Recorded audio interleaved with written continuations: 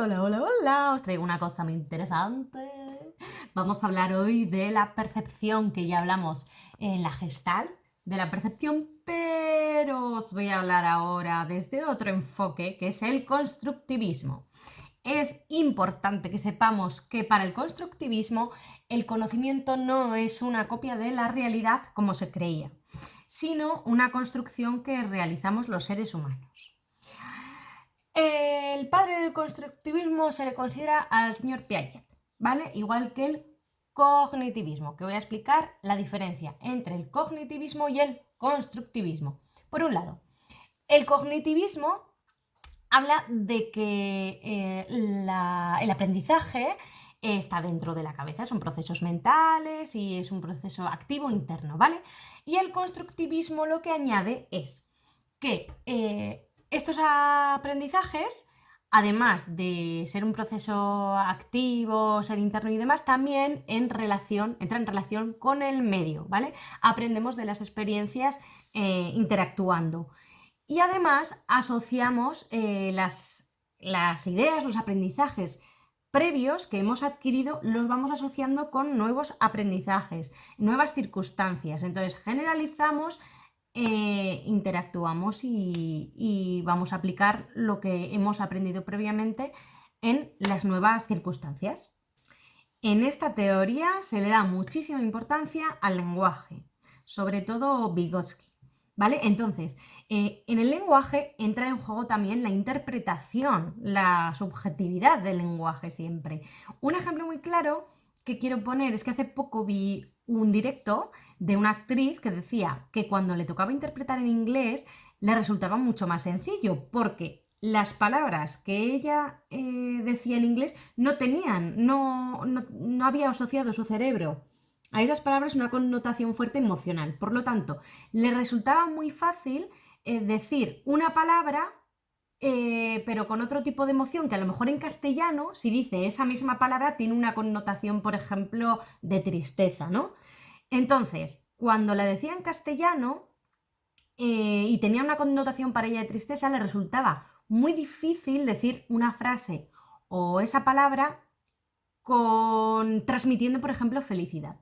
Sin embargo, si lo hacía en inglés, esa misma palabra, como en su cerebro, en ese idioma, no había asociado una connotación emocional, pues la trabajaba un poco y le resultaba muchísimo más sencillo transmitir lo que realmente esa obra o el director le pedía. Por lo tanto, como ya hemos dicho, que vamos aprendiendo, además Brunner después añadió a esta teoría el concepto de andamiaje, o sea, el andamio, vamos subiendo andamios y vamos construyendo. Cuando este está terminado y está estable, podemos subir al piso superior, ¿no? Es como un proceso acumulativo. Entonces, dicho esto, entra en juego, como hemos dicho, la realidad. Vamos a ver. ¿Qué es la realidad? La realidad es neutra, ¿vale? Lo que no es neutro son las interpretaciones que nosotros hacemos de esa realidad. Por eso muchas veces las personas vemos una misma realidad de formas totalmente opuestas. Voy a poneros aquí un ejemplo muy claro de hace un tiempo ya, pero bueno, que es un ejemplo actual y que nos va a quedar muchísimo más claro.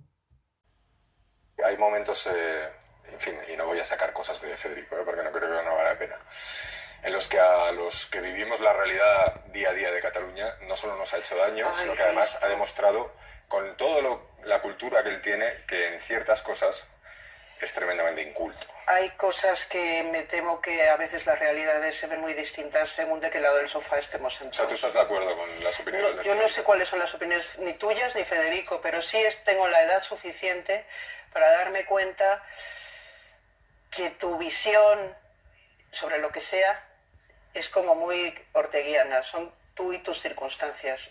Y probablemente por eso nunca nos vamos a entender las personas, porque nuestros absolutos son verdades como puños para nosotros, pero no lo son para el de enfrente. ¿Qué hemos entendido con todo esto?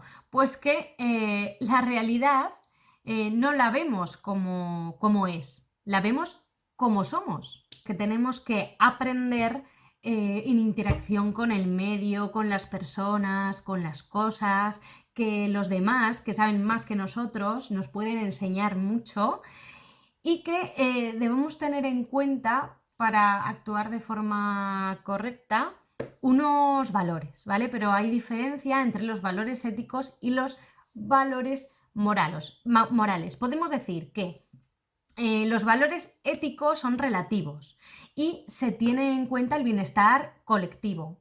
Entra en juego aquí la prudencia. Algunos de los valores éticos que podríamos numerar son la responsabilidad, la honestidad, el respeto, la justicia, que estudia y analiza la moral y el comportamiento humano.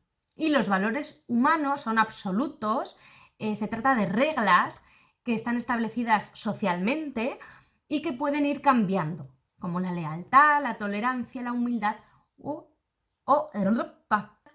el autocontrol. En definitiva, el constructivismo se pregunta, ¿se puede considerar real la realidad?